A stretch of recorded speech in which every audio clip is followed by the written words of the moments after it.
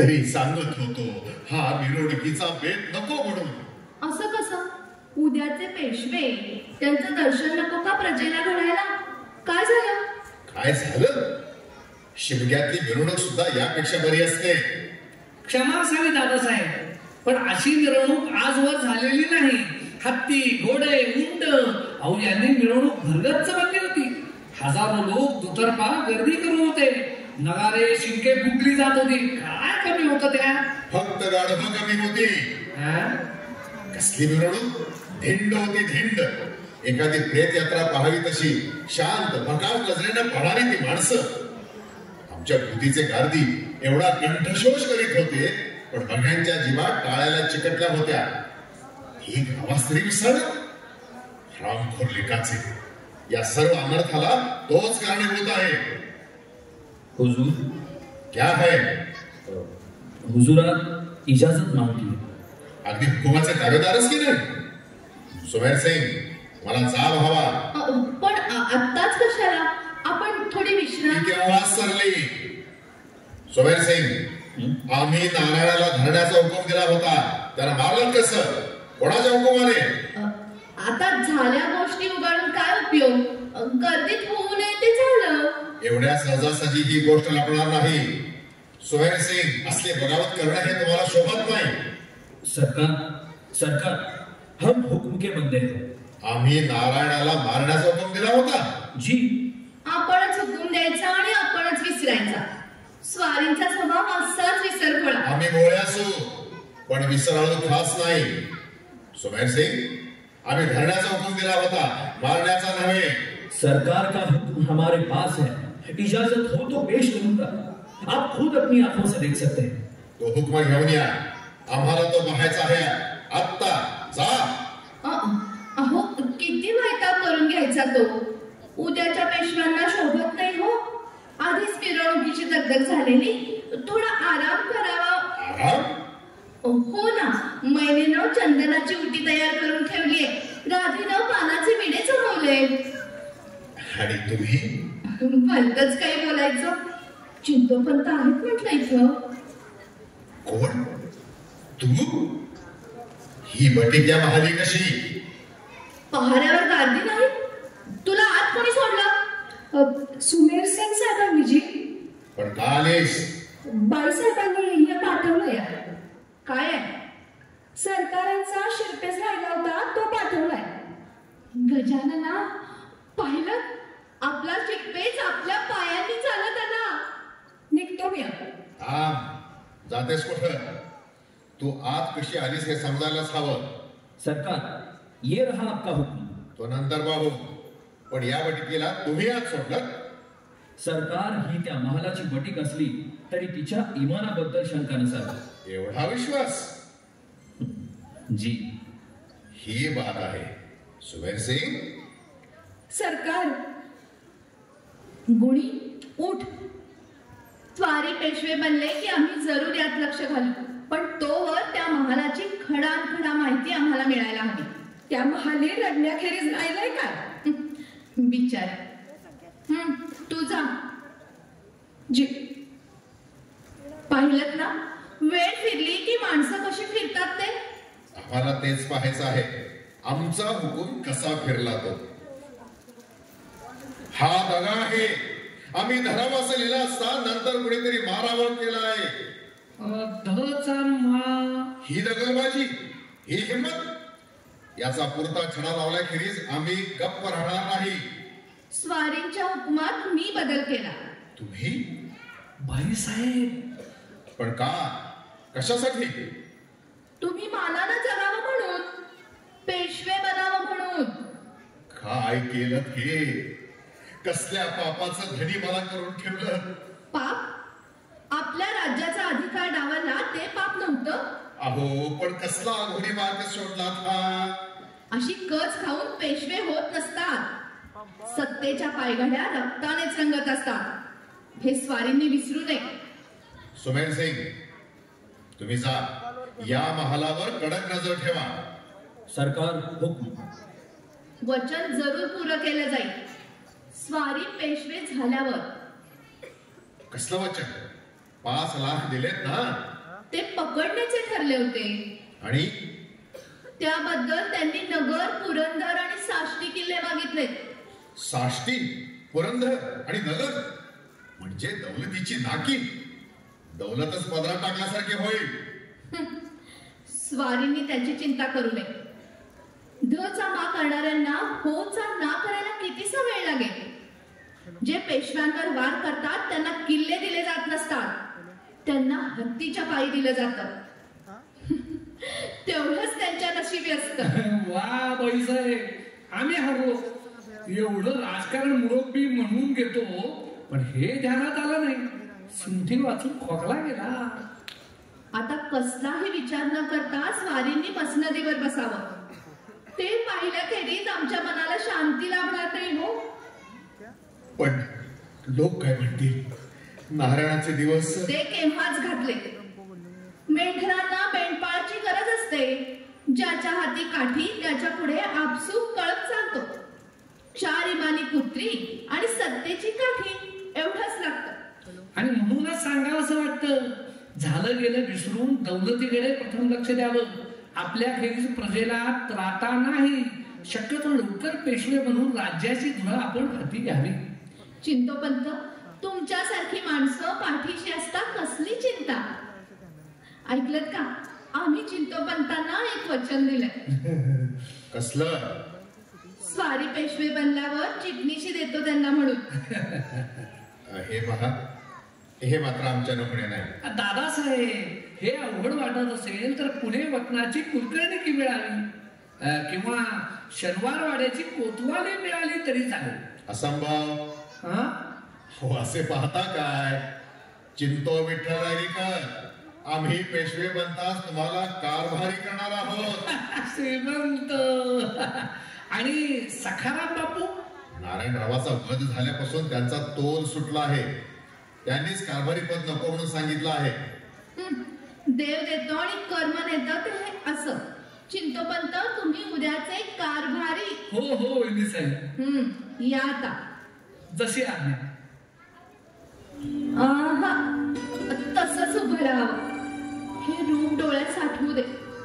स्वारींनी भरजरी पोशाख केलेला असेल. दुशेलात लटकणाऱ्या तलवारीवर उजवा हात विसावे. तेव्हा स्वर्ग धरेवर अवतरल्याचा आम्हाला भास होईल. आपल्या पावलांनी चालत आलेला हा शिरपे स्वारींच्या पगडीवर कसा दिमाखानं चमकेल ते मला आजच डोळे भरून पाहू दे. आनंदी, हिऱ्याचा रंग शुभ्र असतो ना? हे हिरासारखे लाल का दिसत आहेत? असं काय करायचं ते? शिरपेच लावून घ्यावा म्हणते मी. आनंदी, कुठला शुभ्र असतो हा शिरपेच लाल?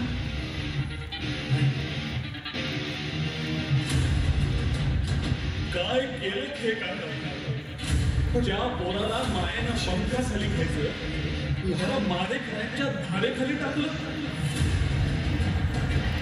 नसले हे राघव म्हणाले नादान मारेकरी. हो मारेकरी, हेच मारेकरी. काका काका, मला वाचवा. मला मारू नका. कुठल्याही किल्ल्यावर ठेवा, कुठेही ठेवा. काजरीची भाकरी घाला. मला टाकू नका. तुम्ही टाकलात तर कोण वाचवा मला? नाही नाही नाही.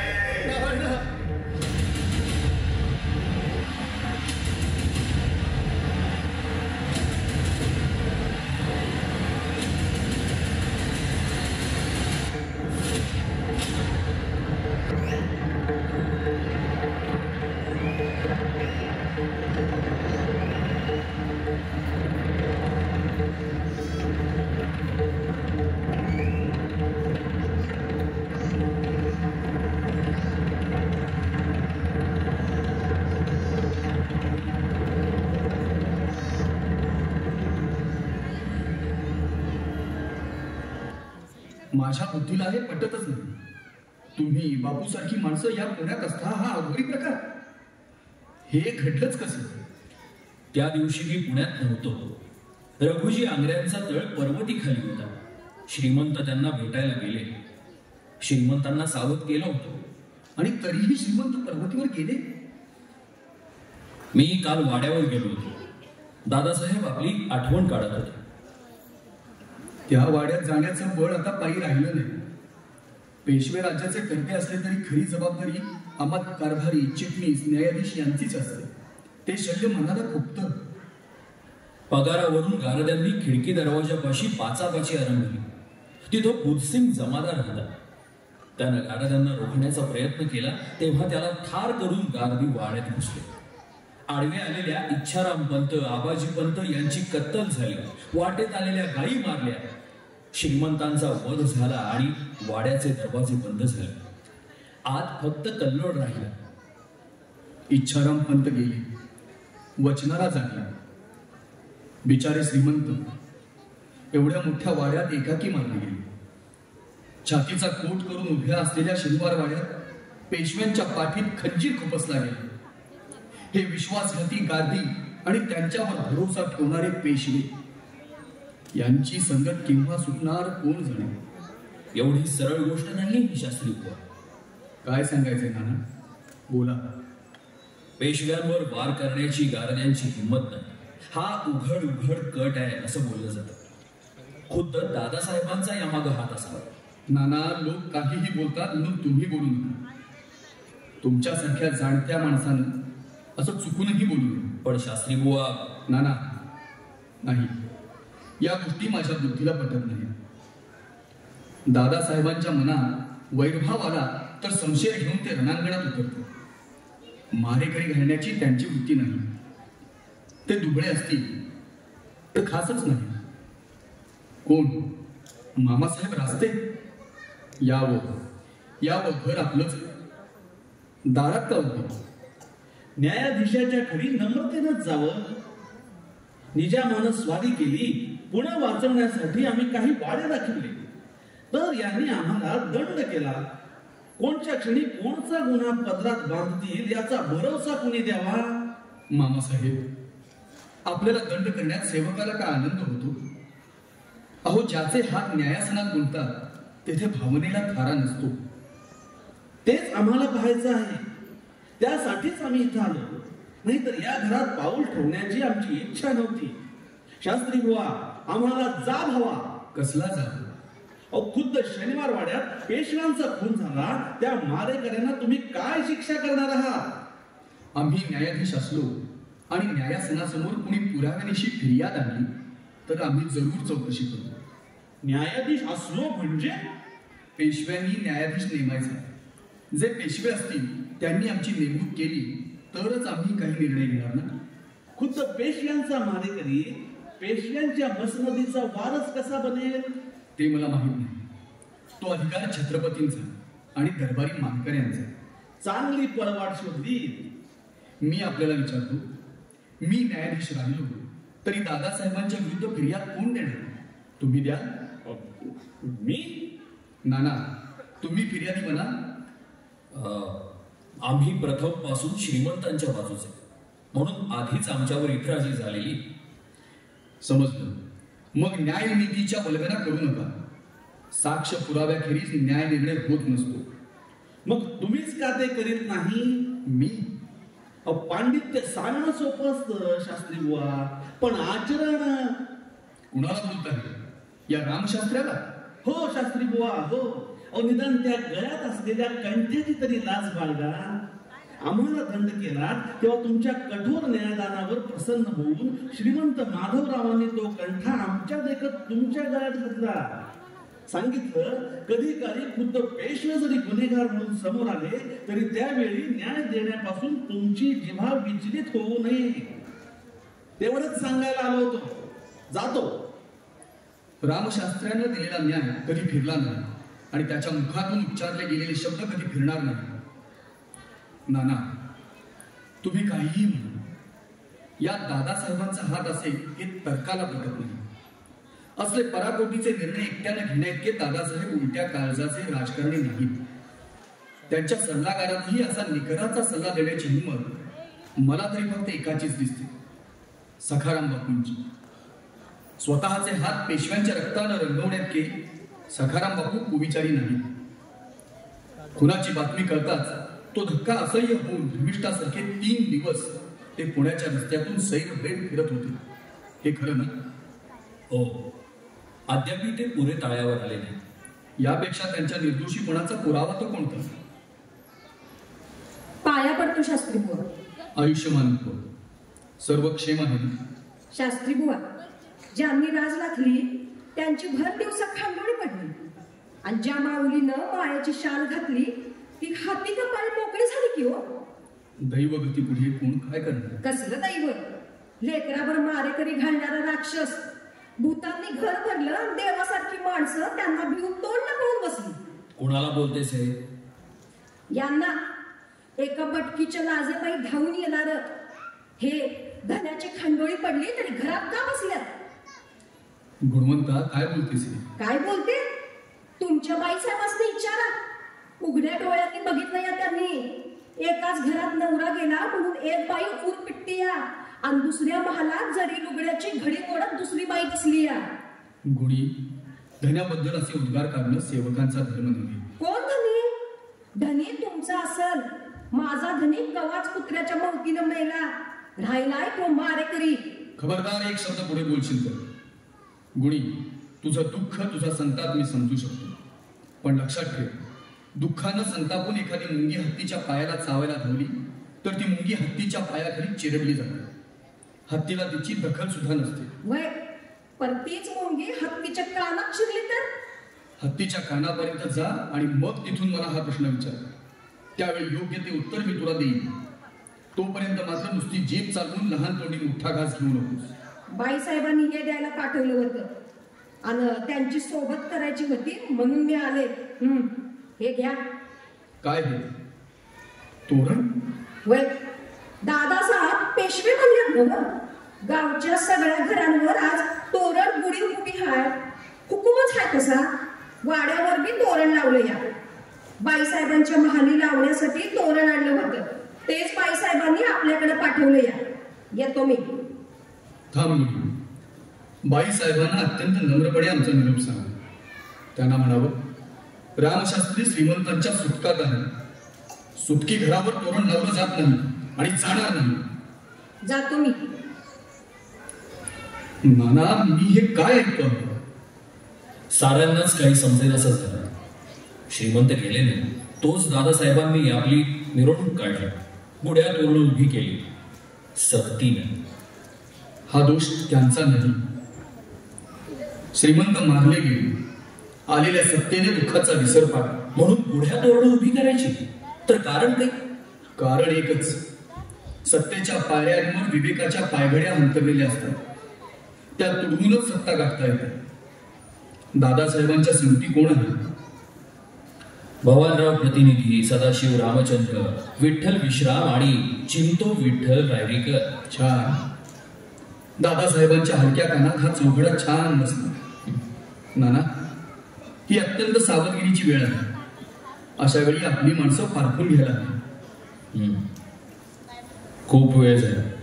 शास्त्री येतो. या. वाड्याची काय हाल हवाला आहे? हाल भरपूर आहे. हवाला मात्र कसलाच नाही.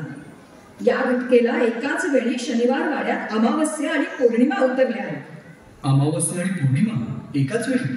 रावसाहेबांच्या महालीत भकास नजरेने बसून राहिलेल्या गंगाबाई साहेब. आता त्यांना पाहिलं तर कुणाला खरं वाटेल की 1 महिन्यापूर्वी त्या वाड्याच्या दालनातून हीच मुलगी लक्ष्मीसारखी नांदत होती. रावसाहेबांनी हौसेनं पाळलेल्या हरणाच्या पाडसाला जिनं शालू फाडून दुधाच्या कोथडीनं भरवलं, ती पोर वैधव्याच्या दाहात आज पाडसासारखी तडफडते आहे.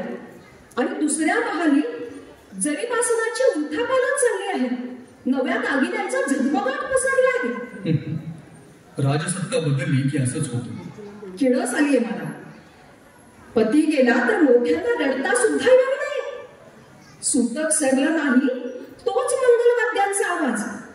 ज्या बाईचं सौभाग्य हरवलं त्या महाराजा तोरण. मंडळी, आज सारा दिवस वाऱ्यावर गेला, त्याचमुळे आपलं मस्तक चढलं. अशा गोष्टींचा विचार करण्यापेक्षा स्वयंपाकघरात जाऊन भोजनाची तयारी केली तर बरं होईल. संध्याकाळच्या वेळी कुठं जाणं झालं? जाणार कुठे? बोलून चालून आम्ही शास्त्री. शनीला विनवलं, गजाननाला साकडं घालून. साकडं? हो. जेव्हा माणसांचे उपाय होतात ते हताश बनतात तेव्हा देवाघरी दुसरा कुठला आधार? काय करावं ते समजत नाही. जेवढं समजतं तेवढं मी केलं. स्वयंपाक झालेला आहे, आम्हाला तेवढंच येतं. का आला होता? चाकरी बाई. चाकरी? तुमची नव वाड्याची. तुळोजी हे सभ्य माणसाचं घर आहे. ते बी सांगायला लागते. काय म्हणतोस? शास्त्री बुवा, हवं न्यायाधीश नव्ह तुम्ही, आणि आमासनी आणि तुम्हासनी एवढं बी कळू नये. काय करायचं? दादासाहेब पेशवे झाले. समध्या गावानं गुड्यातून नऊ बी केली आणि साऱ्या पुण्यात तुमचंच घर मोकळं. छा छा छा, हे बरं नव्हतं. कळलं तेव्हा तसा चालू. उद्या घरावर तोरण काठी लागाय पाहिजे. तुमच्याजवळ नसलं तर मला सांगा, मेवाड्यात आणून देतो. तोरण? तुळोजी, मी श्रीमंतांच्या सुटकात आहे. आमच्या घरावर तोरण लागणार नाही. लागलं नाही तर लावलं जाईल. तुळोजी, अशा वर्तनाबाई नारायणरावांनी एकदा चाबकानं तुझ्या पाठीची धेडी केली होती. विसरलास? विसरून कसं? बघितलं नाही का त्याचं काय झालं ते? तुळ्या, काय बोलतोस? कुणाला तुळ्या म्हणता? मला? शास्त्री बुवा, ते दिसिसरा आता. ह्यो तुळोजी पवार पुण्याचा कोतवाल हाय, विसरू नका. पुण्याची कोतवाली आणि तुझ्याकडं? मग दादासाहेब पेशवे म्हणले की मलाच कोतवाल करणार आहे. ते हवं ते करू. ते तुम्ही सांगायची गरज नाही, पण सांगून ठेवतो, उद्या सकाळी घरावर तोरण दिसाय पाहिजे. आणि नाही दिसलं तर? नाही तर जरा गावात फिरून चौकशी करा. गावातून एकटा फिरत नाही मी. ज्याच्या घरावर तोरण नसेल त्या घरच्या माणसांच्या पाठीवर तोरण घेऊनच बाहेर पडतो. अरे जा, असं हिंमत तर सकाळी तुझे गार्दी घेऊन वाट बघतो तुझी. तुझ्यासारखी भिंगारी कुठली खूप बघितली. अरे शास्त्र्या, कुणाला कुत्रा म्हणतोस? या तुझ्याची हिंमत माहित नाही तुला? जिथं ते कोणाला पायाला धरून टाक ती तलवार. श्रीमंत टाक म्हणतोय ना, नाही तर या क्षणी गर्दन मारली जाईल. उचल ती तलवार आणि चालतो हो.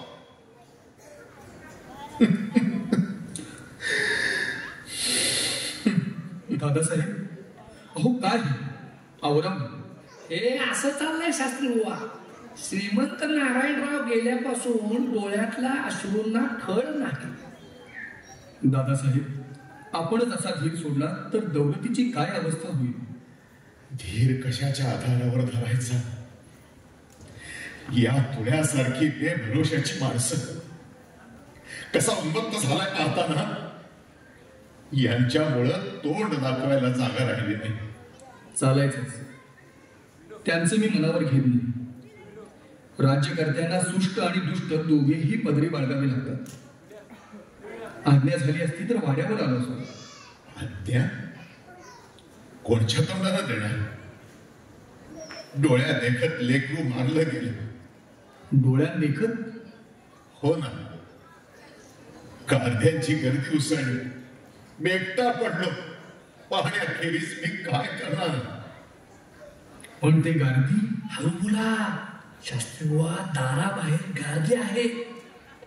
मग त्यांची कसली भीती? ते ऐकतील. शास्त्री बुवा, त्यांनी नारायणाला मारलं, मला पेशवा बनवलं, मिरवणूक काढली. आज हा राघव भरारी त्यांच्या पहाऱ्यात आहे. कोणाला सांगायचं? खरं सुद्धा वाटणार नाही. दादासाहेब, 1500 गार्द्यांची भीती ती कसली? आपण लष्कराला आज्ञा केली तर एका क्षणात या गार्द्यांची नको. 1000 पैसे खरे, पण त्यांनी या क्षणी तरी आम्हाला वेढलेलं आहे. फौजेला आणण्यासाठीही उसंत ठेवली नाही. फौज येईपर्यंत ते आमचाही नारायणाप्रमाणे निकाल लावू शकतील. शास्त्री भाऊ, या कठीण प्रसंगी आपलं सहाय्य हवं. श्रीमंत, आज्ञा करावी. चित्तबंद, सांगितलं नव्हतं? रामशास्त्री आम्हाला कोणत्याही प्रसंगात टाळणार नाही. दादासाहेब, शास्त्री बुवा जबाबदारी कशी टाळतील? शास्त्री बुवा 2 दिवसांनी दादासाहेब अधिकृतरित्या पेशवे बनतील. त्यावेळी आपण असायला हवं. ते माझं कर्तव्यच आहे. भावी पेशव्यांना मसनदीकडे नेण्याचा मान न्यायाधीशांचाच असतो. कोणी जरी आलं नाही तरी आम्ही जरूर तेथे येऊ. यावंच लागेल. आमची चिंता दूर झाली. आम्ही पेशवे झाल्यावर न्यायाधीशांच्या वतनाचा विचार करणार आहोत. अहो, करायलाच हवा. न्यायदारावर श्रीमंत प्रसन्न झाले. श्रीमंतांनी दिलं काय? मोत्याचा कंठा. आता मोती खाऊन त्या पोट भरतं दादासाहेब. आम्ही ऐकतो रामशास्त्र्यांच्या घरी फक्त 1 दिवसाचा शिडा असतो म्हणे. अगदीच दरिद्री. ते काही नाही. आम्ही पेशवे झालो की बहाल. आम्ही शास्त्री बुवांना पालखी देऊ, वाडा देऊ. शस्त्राचं कोठार वाड्याच्या इतमामानं भरलं जाईल. शास्त्री बुवा दिवसा मशालीचे मानकरी बनतील. काही नसलं तरी दिवसा मशालीचा मान हवाच. अलीकडे माणसाला दिवसाही दिसेन असं झालं आहे. मशाल हाती असल्याखेरीज तोफ टाकता येणार नाही. तोफ? कसली तोफ? न्यायाची. न्यायाचा प्रकाश पडल्याखेरीज जुलमांचा अंधकार दूर होत नसतो.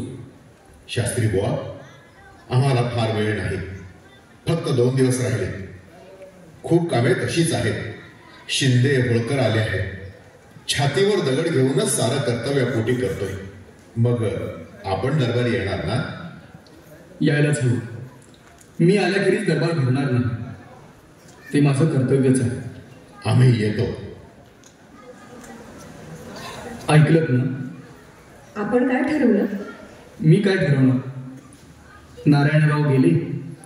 दादासाहेबांनी आज्ञा केली तर न्यायासनाचे काम करा. एवढं होऊ नये. तुम्ही निर्धास्त असाल. हा रामशास्त्री आपलं कठोर कर्तव्य करण्यात कुचराई करणार नाही. तर्कशुद्ध विचार आणि बिनतोड संशयातीत पुरावा यांच्या आधारावरच न्यायदानाचा तराजू उभा असतो. पण तराजू सारखीच माझ्या मनाची आज दोलायमान अवस्था होते आहे. दादासाहेबांचा हात या खुनामागे नसावा अशी मनाची भावना होते ना होते तोच. या तर्काला आता दुसरी बाजूही स्पष्ट होऊ लागली आहे. तुळ्या पवार सारखा 1.5 दमडीचा मनुष्य पेशव्यांच्या सरन्यायाधीशावर तलवार उपसण्याचं धाडस करू शकतो. नारायणरावांचं काय झालं ते लक्षात ठेवा अशी धमकी देतो. पाठोपाठ खुद्द रघुनाथराव आपणहून माझ्या दाराशी येतात. एकीकडे नारायणरावासाठी अश्रू घालताना खून आपल्या डोळ्यात देखत झाला असेही सांगतात. मी फौज बोलवा म्हणताच उडवा उडवीची उत्तर देतात. अटकेपार झेंडा लावण्याचा धमाक. अहो रात्र मिरवणारे राघव भरारी आपल्याच पदरच्या गारद्यांच्या धास्तीनं भेदरून गेल्याचा देखावा करतात. आणि हे सर्व बोलताना एकदाही माझ्या दृष्टीला दृष्टी भिडवू शकत नाही. दूध आणि पाण्याच्या मिश्रणातून राजाहूच नेमका दूधच घेतो. त्याचप्रमाणे नित्य न्यायासनावर बसून मनभर असत्याच्या ढोंगात मिसळलेला सत्याचा एक कण देखील नेमका वेचून काढणारा मी. माझ्या डोळ्यात धूळ पेटणं इतकं सोपं आहे. दादासाहेब, तुम्ही इथे आला तिथेच फसला.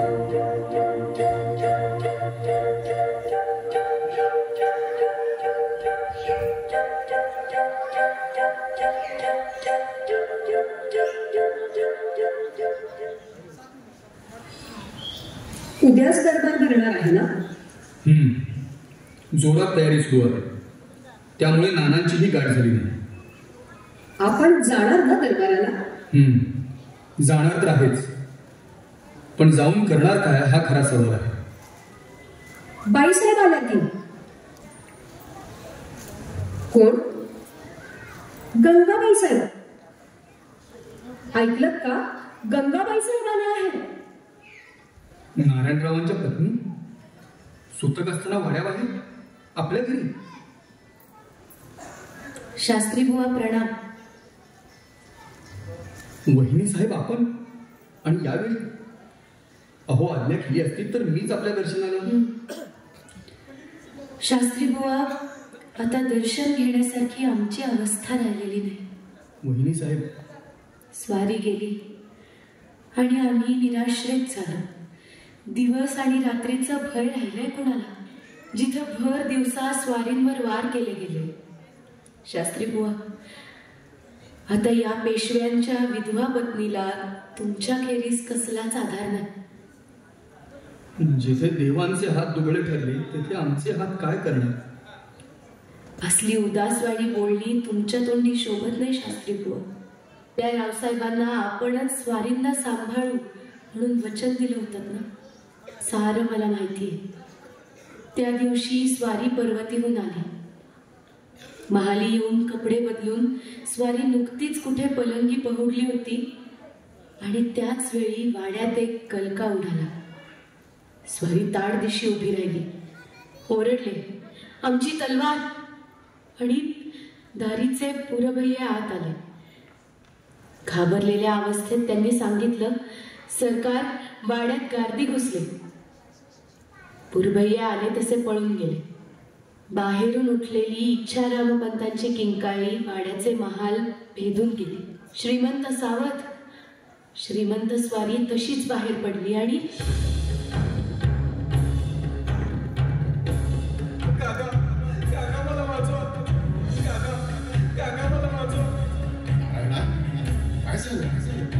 मला मारू नका.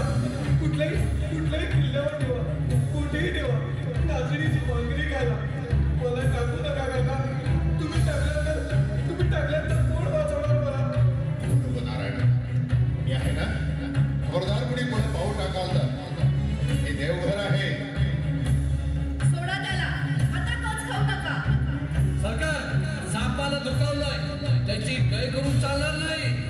काका मला वाचव. अरे मागे हो म्हणतोय ना, आता गर्दन मारली जाईल. मी काय म्हणते, तलवार म्यान करा. पण तुम्ही नाही असा विचार करू नका. तुळोजी, तुम्ही काय बघत राहिला? चला रे, काम फत्ते करा. पकडा त्याला. नाही.